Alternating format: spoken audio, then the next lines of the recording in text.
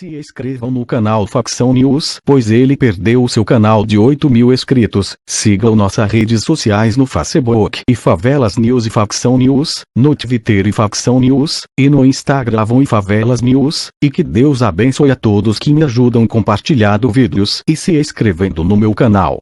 Nascida na Venezuela e criada nos Estados Unidos, Vanessa Neumann, consultora de risco especializada em comércio ilícito, analisa e aponta soluções contra um dos males mais insidiosos da economia global: a conexão entre contrabandistas de produtos falsificados e grupos terroristas. Neumann esteve no Brasil para lançar seu livro Lucros de Sangue, da editora Matrix, em que mostra como o cidadão comum financia atentados e guerras civis ao consumir drogas e comprar bens de procedência duvidosa. A edição brasileira de seu livro conta com um capítulo dedicado às operações ilegais na Tríplice Fronteira, onde o grupo terrorista Hezbollah age sem ser incomodado. O comércio ilegal na região soma até 43 bilhões ao ano, afirma Neumann. Em um hotel na Avenida Paulista, a menos de uma quadra da banca de vendedor de produtos falsificados mais próxima, ela falou sobre as conexões entre as ditaduras da Venezuela e da Síria e a negligência brasileira diante do crescimento da facção criminosa PCC. A senhora afirma que cigarros contrabandeados e produtos falsificados ajudam a financiar o terrorismo. Como chegou a essa conclusão? Os grupos terroristas se especializaram em contrabando e tráfico de drogas. Tenho estudado o Hezbollah, grupo xiita libanês na América Latina, e suas relações com as Farc, Forças Armadas Revolucionárias da Colômbia, e os chavistas. Viajei ao Líbano para entender como funcionam seus mecanismos de financiamento e suas ligações com a Venezuela. Também me deparei com operações em outras partes da América Latina.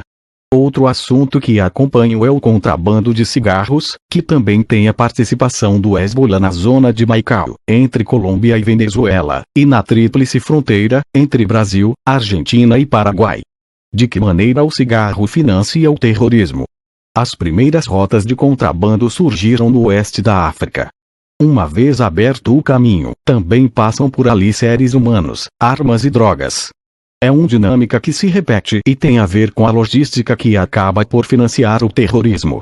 Na Tríplice Fronteira há forte presença do Hezbollah, que contrabandeia cigarros graças a Horácio Cartes, ex-presidente paraguaio e magnata do tabaco investigado por lavagem de dinheiro. A atividade lhes dá uma fonte de financiamento operada com competência. Daí, quando se deseja movimentar produtos ilegais, há gente que possui casas de câmbio, esquemas de lavagem de dinheiro e transporte não só até o Porto de Santos, mas até a África, o Oriente Médio e a Espanha. As agências de segurança apontam que eles atuam como uma empresa internacional de entregas expressas, como FedEx e UPS. O combate ao terrorismo foi a inspiração para o seu livro, Lucros de Sangue. O cidadão comum não se dá conta do sangue que está derramando a financiar o terrorismo.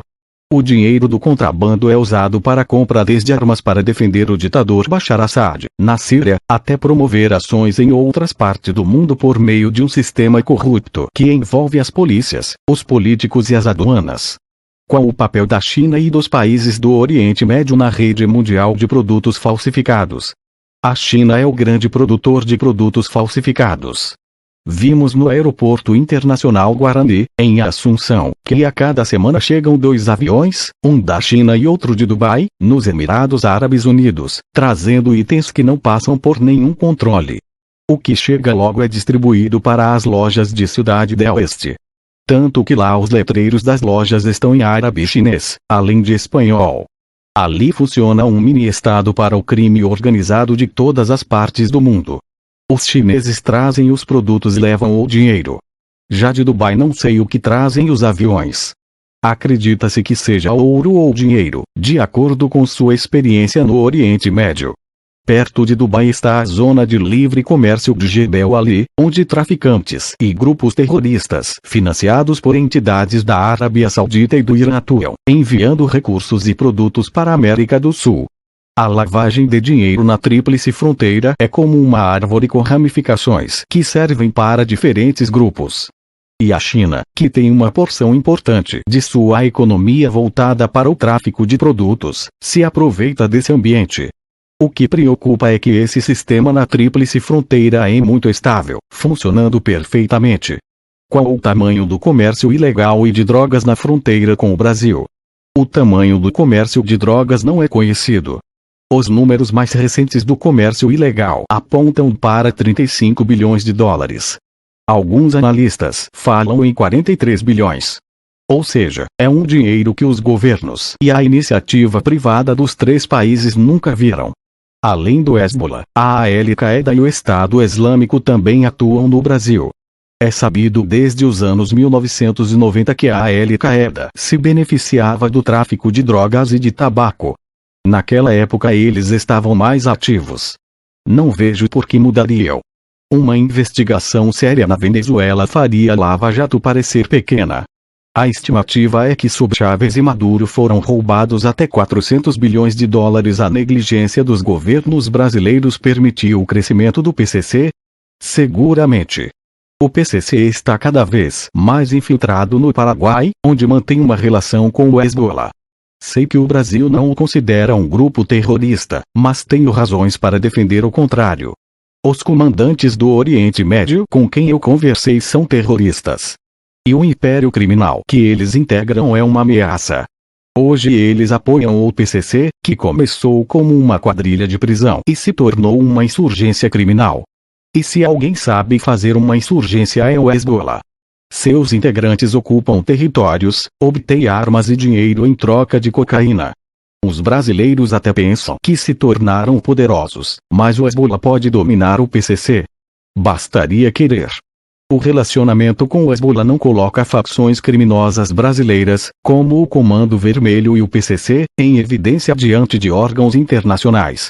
O DEA, Departamento de Drogas, o FBI, Polícia Federal e a CIA, Serviço de Espionagem dos Estados Unidos, têm mais com que se preocupar, contanto que não exploda uma bomba ali.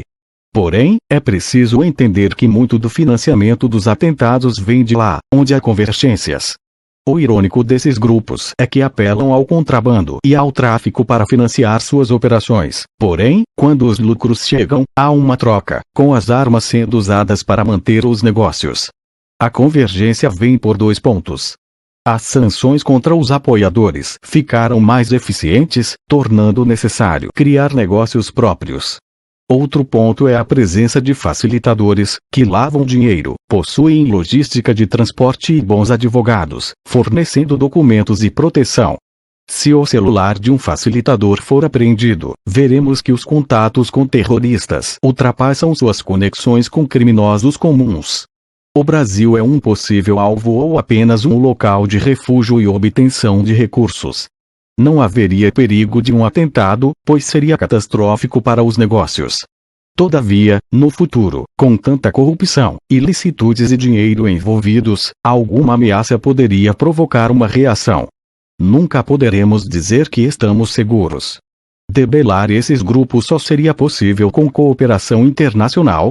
No relatório da Assimétrica, minha empresa de consultoria, intitulado Hidra Dourada, alertamos que falta troca de informações entre as nações. Na Tríplice Fronteira, um criminoso tem 3 países para onde correr. Diante das ameaças transnacionais, é preciso colaboração, como a criação de um centro de inteligência que reunisse as polícias nacionais. Quais são as ações do governo americano para conter os grupos terroristas na América do Sul? Foi aprovada uma lei, o novo Hezbollah International Financing Act, ou IFA. O primeiro é de 2015 e permite sancionar quem financia o grupo. A novidade é que um dos artigos inclui tráfico de cigarros. Uma investigação séria na Venezuela faria a Lava Jato parecer pequena. A estimativa é que sob Chávez e Maduro foram roubados até 400 bilhões de dólares. A negligência dos governos brasileiros permitiu o crescimento do PCC? Seguramente.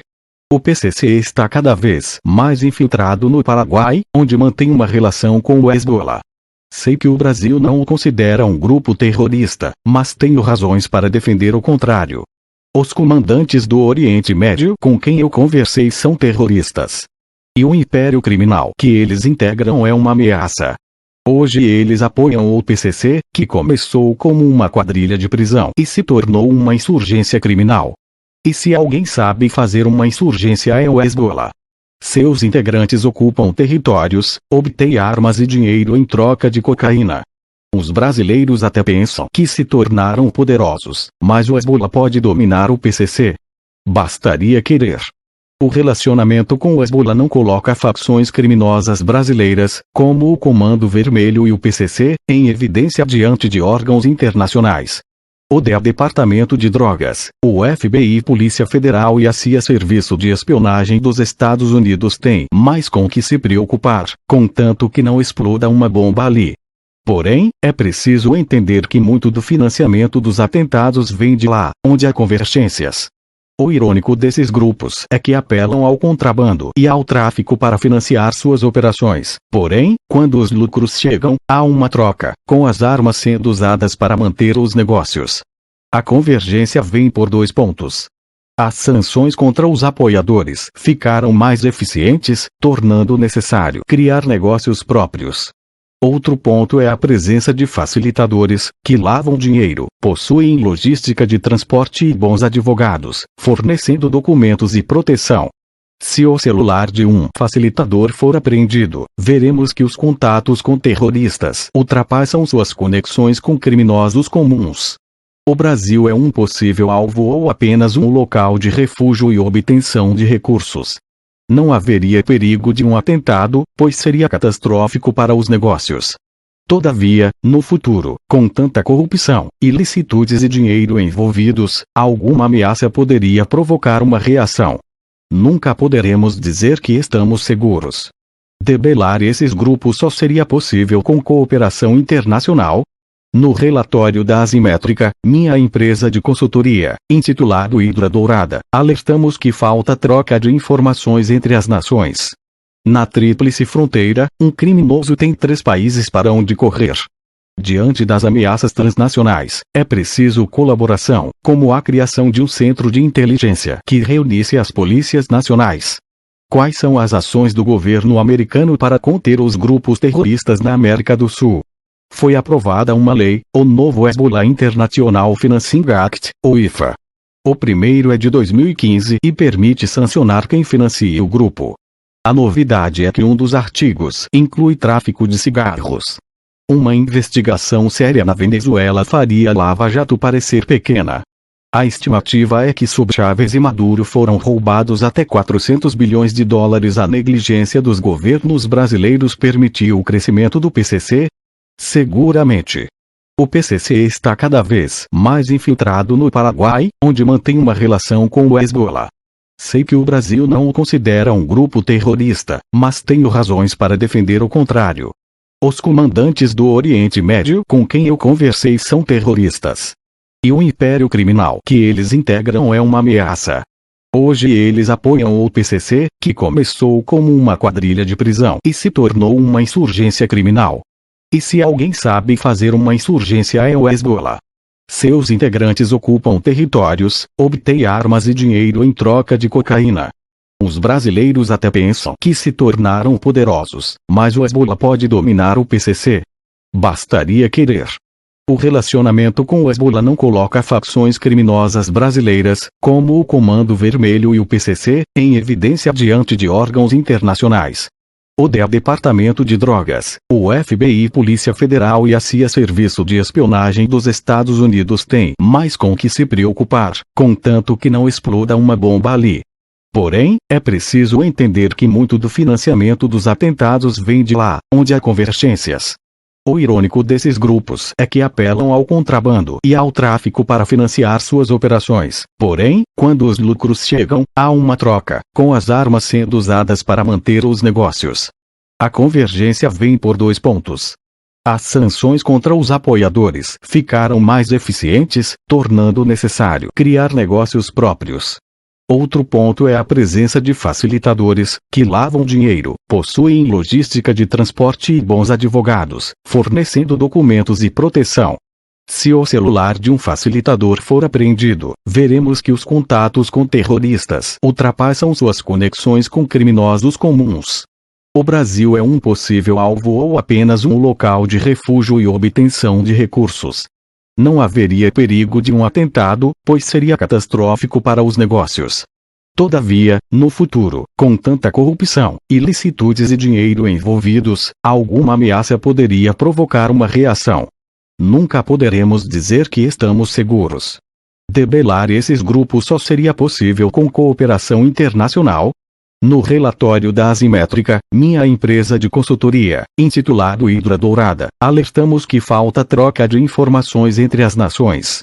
Na tríplice fronteira, um criminoso tem 3 países para onde correr.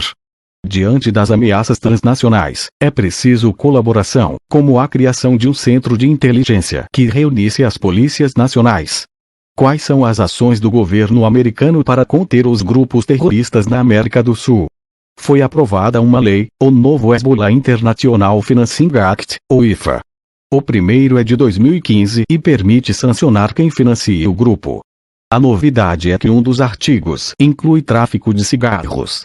Na tríplice fronteira, o Hezbollah contrabandeia cigarros graças ao ex-presidente paraguaio Horácio Cartes. A desmobilização das Farc prejudicará o tráfico e trará paz à Colômbia e para a região. O problema é que as pessoas não param de cheirar cocaína.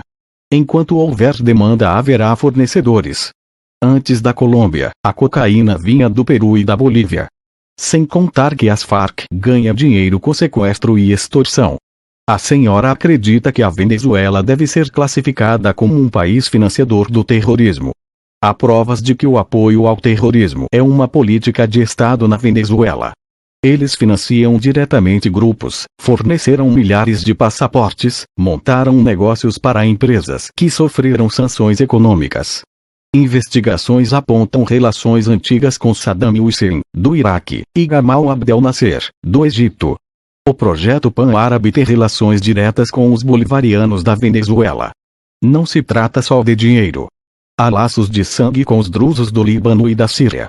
As Farc também financiavam os sírios. Isso foi descoberto após a apreensão do computador do líder Raul Reis, morto em 2008. Também foi descoberto que Hugo Chávez destinava $300 milhões por ano às Farc para desestabilizar o governo colombiano. Ele sonhava com a grande Colômbia unindo os países. Na fronteira, os militares venezuelanos se criminalizaram ao conviver com as Farc. No Arco Mineiro, o Exército de Libertação Nacional Colombiano, o ELN, atua como força de controle territorial. Hoje é aliado do governo, amanhã, vai saber. Isso quer dizer que os governos do PT apoiaram o terrorismo ao fechar os olhos para as ações de Hugo Chávez e Nicolás Maduro. Creio que o governo brasileiro não entendeu ou não levou a sério o projeto bolivariano. Foram ingênuos e cometeram um grave erro. Em ambos os países a narrativa da justiça social e do socialismo tinha razões históricas, o que deu a desculpa para o aumento da interferência dos governos, que capacitaram verdadeiras cleptocracias. Uma investigação séria na Venezuela faria a Lava Jato parecer pequena. A estimativa é que sob Chávez e Maduro foram roubados até $400 bilhões. É muito mais do que o país necessita do Fundo Monetário Internacional para ser reconstruído. Para piorar, hoje a crise venezuelana é uma ameaça aos vizinhos.